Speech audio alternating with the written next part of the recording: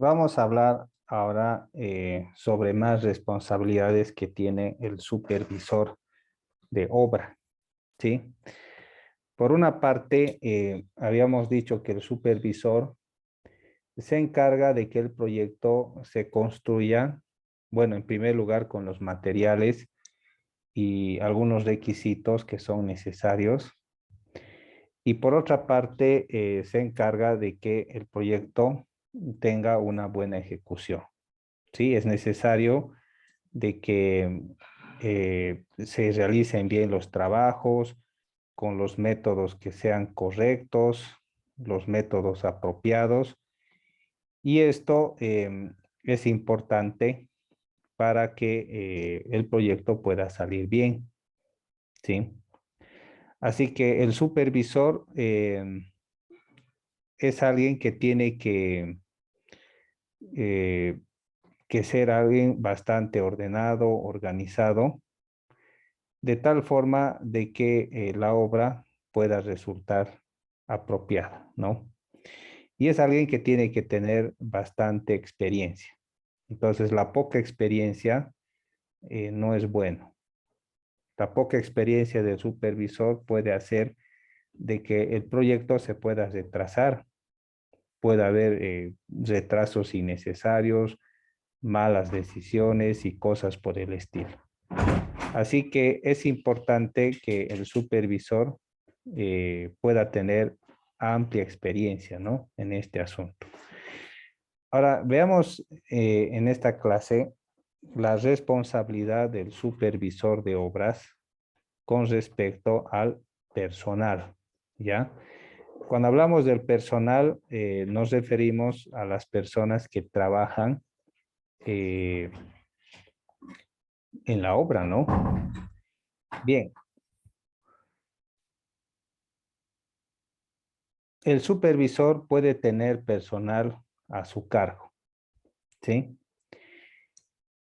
Cuando las obras son lo suficientemente grandes, el trabajo del supervisor también es mayor. Así que muchas veces es necesario de que él requiera ayuda.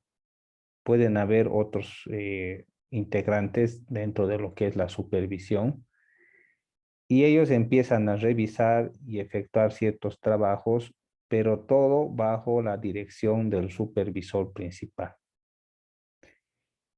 Entonces, una de las cosas que hace el supervisor principal es el asunto de la dirección, ¿sí? Entonces, cuando se habla de dirigir, eh, tiene que ser capaz de tomar direcciones, dar cierta dirección, decisión, orientación, instrucción e información necesaria a las personas que están a su cargo, ¿sí? Entonces, básicamente el trabajo del supervisor en muchas veces es elaborar informes técnicos.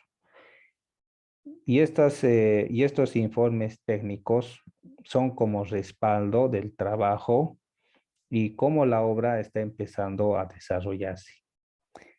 Dentro de este asunto de la construcción, muchas veces las cosas tienen que ser por escrito. Lo que se decide, lo que se acuerda, lo que ha dicho y lo que se quiere que se haga, tiene que colocarse por escrito. Entonces, no hay nada de forma verbal. Lo que se habla de forma verbal y no escrita no tiene un respaldo ni fundamento, ¿sí? Y especialmente cuando la obra empieza a tener problemas y ingresa a una auditoría a revisar la documentación y todo eso, entonces la obra puede tener problemas. Y para eso se empieza a revisar el libro de órdenes y otro tipo de documentación y se revisan las órdenes escritas. Entonces, las órdenes escritas son las que tienen validez. Veamos esta parte que se refiere a las técnicas del supervisor, ¿no? Entonces, la idea es controlar, ¿sí? La idea es controlar, tiene que organizarse, evaluar, tiene que ver el asunto de la seguridad y demás cosas. Así que hay una serie de prioridades que tiene la supervisión. Como acá menciona, eh, se tiene que tomar en cuenta algunos objetivos claros. Toda obra tiene un propósito, tiene un objetivo y tiene cierta funcionalidad. Entonces, la construcción y las decisiones que se toman tienen que ir de acuerdo a ese objetivo principal que va a tener la obra. Y también cuando hablamos acerca de los principios, pues tiene que aplicarse a lo que es más beneficioso, ¿sí? A lo que es consciente, ¿no? A lo más beneficioso, a lo consciente. Y bueno, tratar de controlar todo lo que tiene que ver con la buena calidad de los materiales y la ejecución. Eh, es muy fácil que se puedan cometer irregularidades y el supervisor tiene que estar al tanto de todo lo que pasa dentro de la obra y tomar decisiones cuando haga falta. Pero si se están haciendo cosas indebidas, también tiene que paralizar o denunciar algún acto irregular que se están haciendo. Y es fácil hacer esto, ¿no? Imagínense, ¿no? Por ejemplo, dentro de los tubos, hay los tubos rosados y los tubos plomos para agua potable, ¿no? Entonces, los tubos tigre son los rosados y los tubos plomos son los Plamat, Plasmar y demás empresas. Entonces, puede que las especificaciones técnicas hable de ciertos tubos que tienen que tener cierto material. Entonces, para eso se utilizan tubos de ciertos colores. Por ejemplo, los mejores son el rosado, ¿no? El tubo tigre. Tiene más calidad, es un material más apropiado, materia virgen, mientras que los tubos Plamat, los plomos, por lo general son materiales reciclados y parecidos. Y su precio también es un poco menor. Ahora, si la especificación dice utilizar cierto tubo, entonces el supervisor en primer lugar tiene que conocer los tubos, ¿ya? Los tubos por lo general no se categorizan por el diámetro, no, no es su forma de categorizar. Su forma de poder categorizar es de acuerdo al espesor de su capa. Puede haber un tubo esquema 40, puede haber un tubo clase 15 o puede haber un tubo SDR 41 y todos pueden ser, por decir, de 2 pulgadas. Pero los precios varían, o sea, los 3 tipos de tubos son de 2 pulgadas, pero sus precios son variables. Entonces, ¿cuál es la diferencia? El espesor de su capa. El más grueso es el esquema 40, ¿sí? Después le viene el SDR 41 y el clase 15. Hay también el clase 9, el clase 6, SDR 35. Hay una gran variedad de tubos y también con los mismos diámetros. Hay alguna serie de tubos donde solamente vienen diámetros grandes. Por ejemplo, los clase 9, los clase 15, solo hay a partir de 2 pulgadas. No hay tubos de menos diámetro en ese tipo de especificación. Pero los tubos esquema 40 se pueden encontrar en diámetros pequeños. Lo que ustedes compran en la ferretería, tubo de media pulgada, 3/4 o hasta de 1 pulgada, son tubos esquema 40, gruesos, duros, ¿no? Han debido ver alguna vez. Quizás han intentado tarrajear o cortar esos tubos. Se han dado cuenta que son duros y también son gruesos. Pero hay otros tubos que son más delgados, pero también se utilizan. en agua potable o alcantarillado. Entonces el supervisor tiene que conocer esto. Hablando acerca de las llaves de paso, hay llaves de paso que se categorizan por PN. Hay las de tipo cortina, las que son así como ruedita, como volantito, son las tipo cortina. Y hay también las de media vuelta, ya las de 90 grados. Las de cortina vienen por una denominación llamada PN, que es la presión nominal, PN20, PN30, PN40. ¿Ya? Mientras que las de la media vuelta son de PN mayor, PN 50, 70 y 90. Entonces, uno podría comprar una llave, por decir, de 2 pulgadas, pero que simplemente es PN 40, pero puede que la especificación diga PN 120, porque el sistema maneja presiones elevadas. Entonces, ¿qué pasa si yo coloco un PN 50 donde se requiere un PN 120? Pues cuando cierre la llave no va a cerrar completamente, ¿sí? Va a haber fuga, o sea, va a dejar pasar agua por la presión. Entonces, a eso se refiere el valor de PN, la capacidad que tiene de hacer frente a la presión la llave de paso, aunque es totalmente galvanizada o a veces con cobre y metálica, pero depende también del tipo de presión que pueden manejar.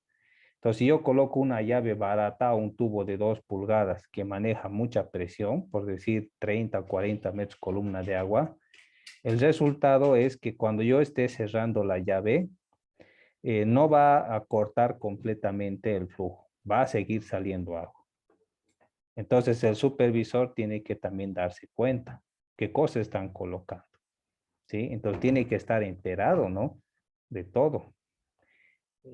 Me acuerdo en el trópico hace mucho tiempo, eh, los contratistas han comprado cemento IP, ¿ya? IP, ¿por qué? Porque el I era más caro y el IP más barato.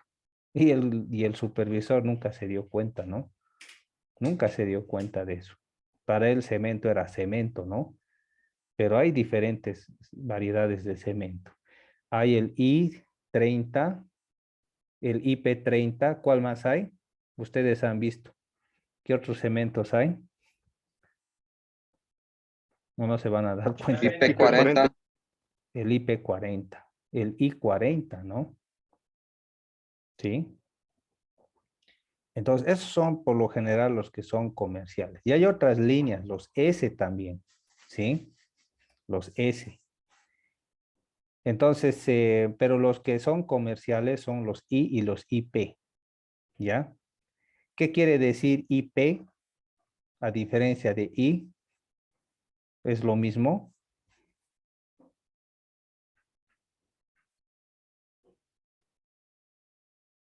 ¿Mm? ¿Cuál es la diferencia entre I y IP? A ver qué se acuerdan de la materia de tecnología del hormigón.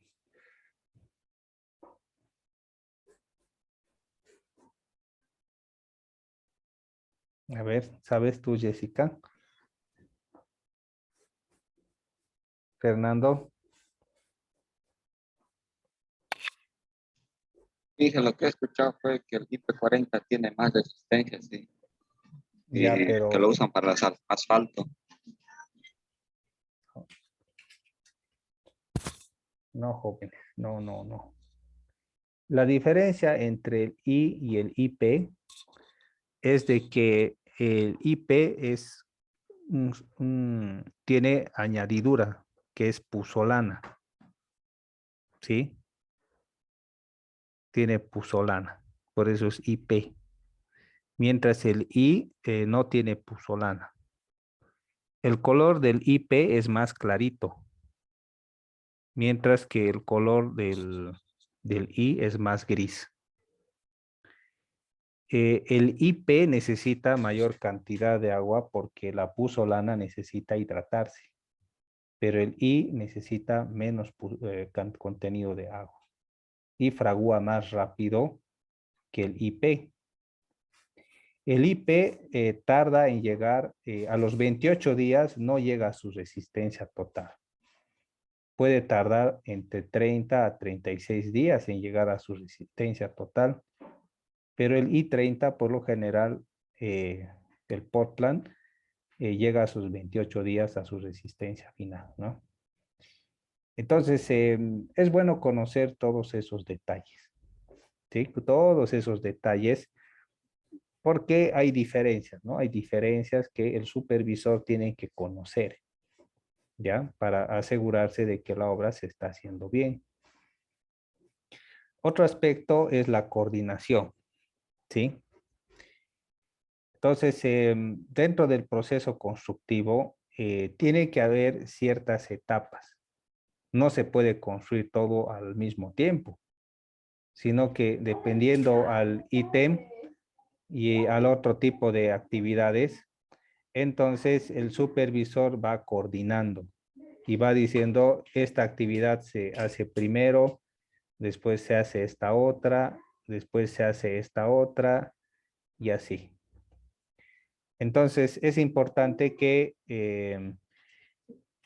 se pueda coordinar todos estos tipos de trabajos para que se pueda realizar correctamente la obra, ¿no? Bien, entonces también tiene que haber coordinación porque la obra tiene que ser entregada a tiempo. Entonces, si la obra se retrasa y la supervisión no ha dicho ni ha hecho nada, también se hace en parte responsable de todo eso, ¿sí? Bien.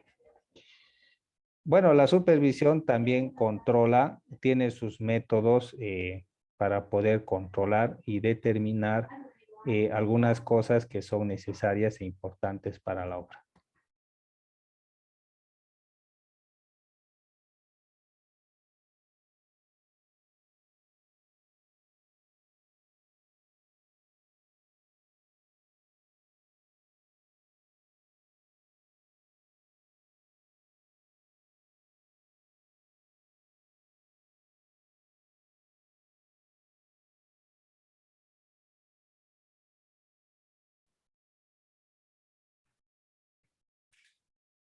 Bien, veamos un poquito más.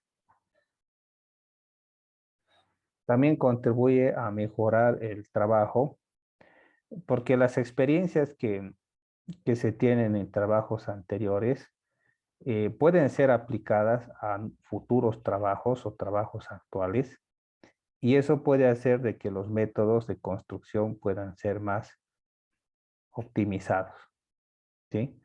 La idea siempre es mejoras, ¿no? Mejoras, mejoras, a fin de que los trabajos puedan ser más eficientes.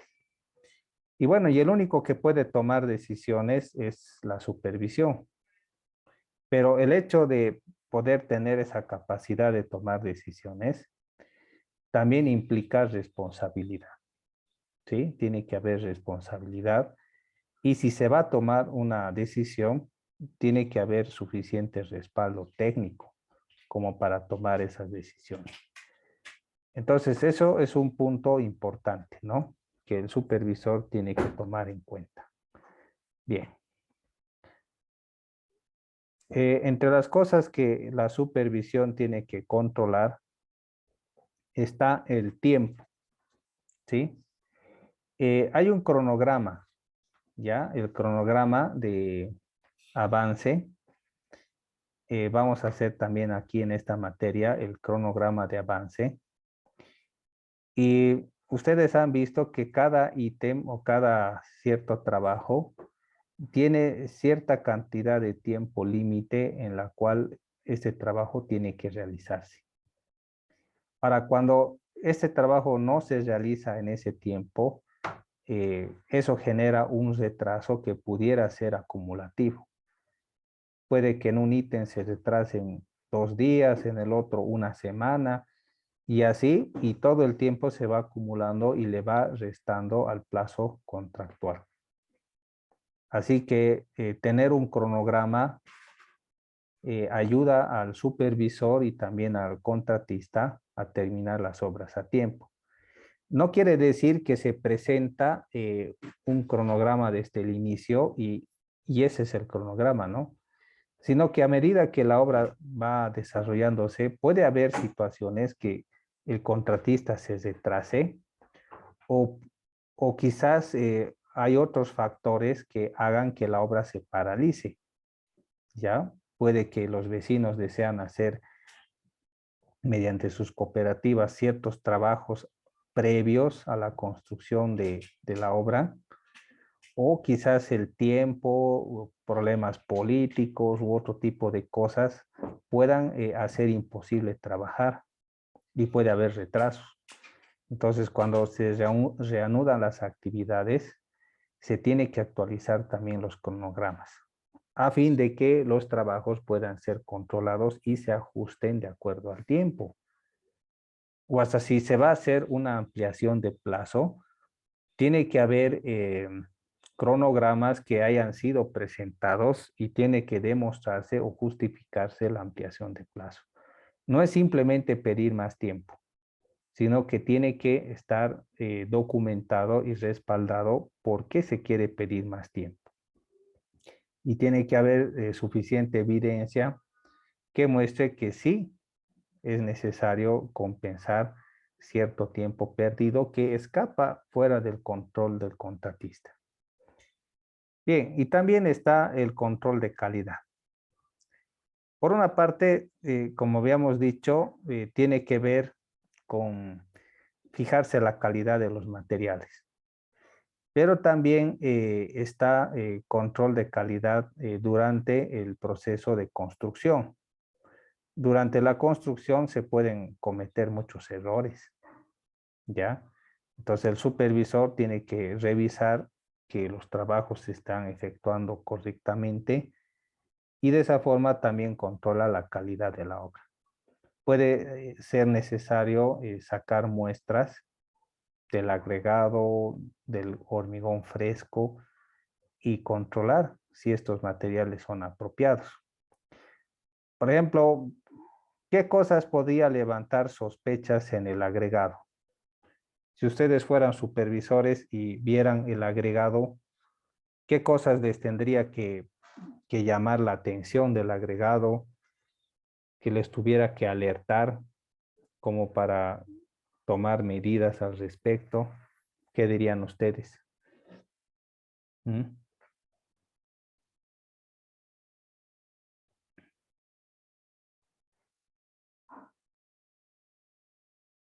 ¿Qué cosas del agregado podrían estar mal? Que la tierra esté mezclada con la arena, Bien, muy sucio, ¿no?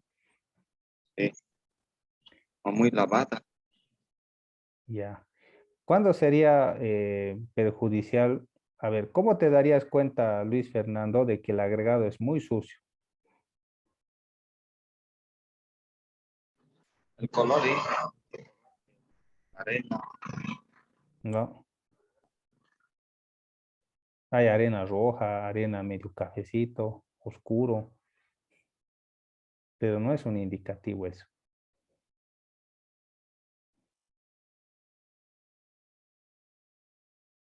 A ver, Cristian, ¿cómo te das cuenta de que la arena está sucia o el agregado?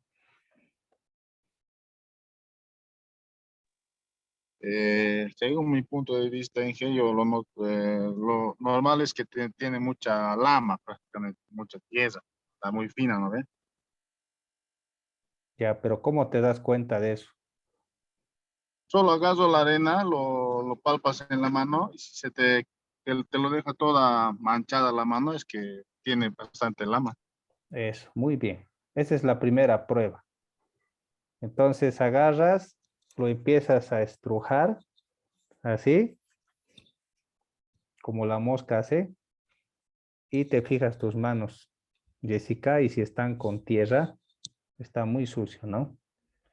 Hay otra forma de ver si está realmente sucio.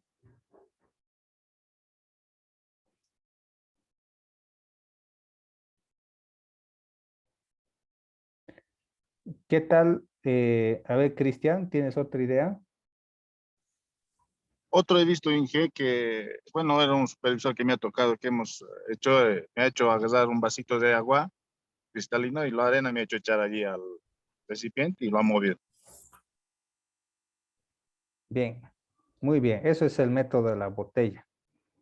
Después de tomarte una Coca-Colita ahí con los trabajadores, eh, agarras la botella, le pones la arena, no la grava, la arena, por lo menos la mitad, y de ahí lo llenas de agua y así, ¿no? Lo dejas reposar por lo menos, bueno, hasta 2 horas es para que se asiente todo, ¿no? Lo dejas reposar unos minutos. Primero caen las partículas más gruesas, cae la arena, las más finas, y finalmente empiezan a caer los sedimentos de limos y de arcillas. Incluso hasta las 6 horas caen las últimas partículas, ¿no? Y te mides en una regla.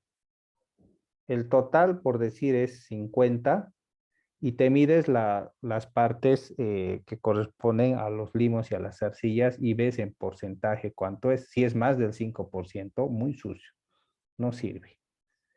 Entonces, otra forma de verificar si la arena está sucia, ¿ya? Algo más que uno puede revisar es que si la arena está sucia en el sentido si no tiene basura. Por ejemplo, ¿qué tal si tiene pedazos de madera, hojas, bolsas de chocolate, pilfrut? Eso no sirve, ¿no? Está mal eso, rechazado. Después, los sobretamaños. ¿Cuánto tendría que ser el tamaño máximo de la grava? A ver, ¿quién era bueno en suelos acá? A ver, Ariel, tamaño máximo de la grava.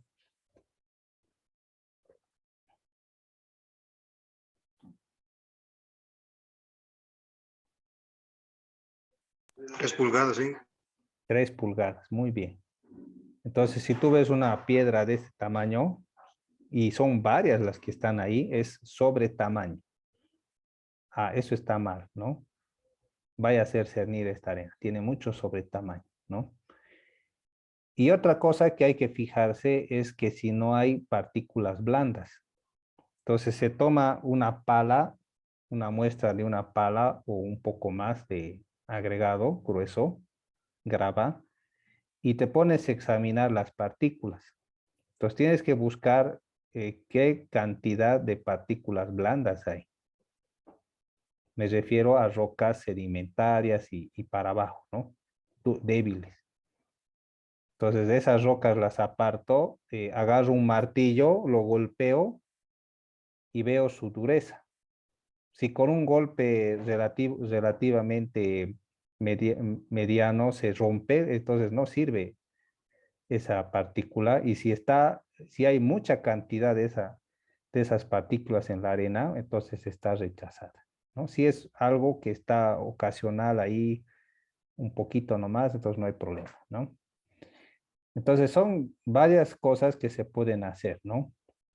Para verificar los agregados, el cemento, cómo han acomodado el cemento, hasta cuántas bolsas puedo acomodar por pila de cemento.